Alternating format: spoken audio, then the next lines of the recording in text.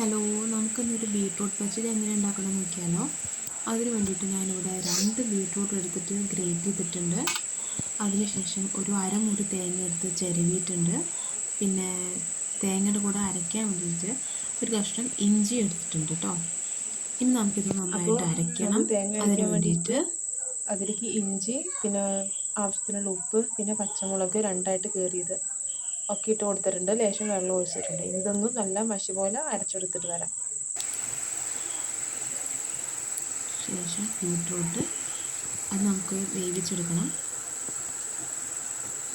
അതിലേക്ക് ഇത്തിരി ഉപ്പ്, വെള്ളം,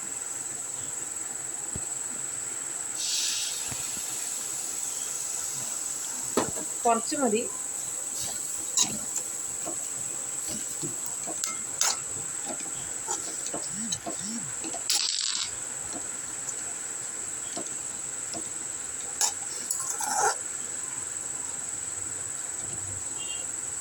ഇത് മൂടി വെച്ചിട്ട് നമുക്ക് വേവിച്ചെടുക്കണം.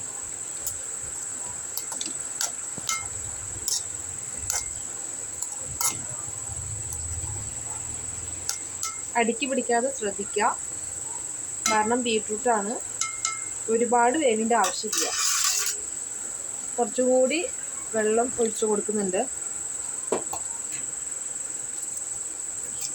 പിന്നെ ഇതിനി മൂടി വെച്ചിട്ട് വേവിക്കണം. ഇതാ നമ്മുടെ ബീട്രൂട്ട് ഇവിടെ ഏകദേശം ആയിട്ടുണ്ട്. പച്ചടി ആവുന്നേ ഉള്ളൂ. പച്ചടിക്കുള്ള തേങ്ങ അരച്ചിട്ടുണ്ട്.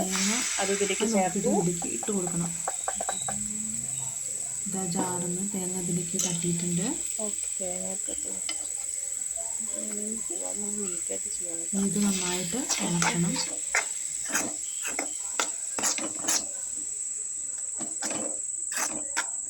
ഇളക്കി നന്നായി യോജിപ്പിക്കണം കേട്ടോ.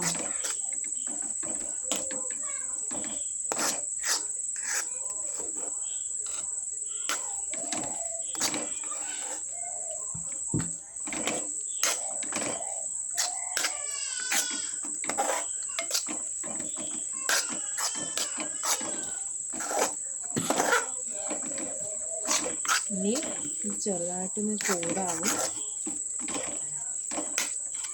തേങ്ങയുടെ ആ ഒരു പച്ചമുണ്ടല്ലോ, അതൊന്ന് മാറിക്കിട്ടുന്ന വരെ ഒന്ന് ചൂടാക്കിയാൽ മാത്രം മതി.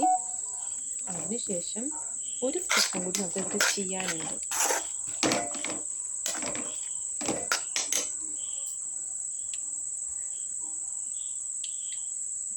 കറിവേപ്പില,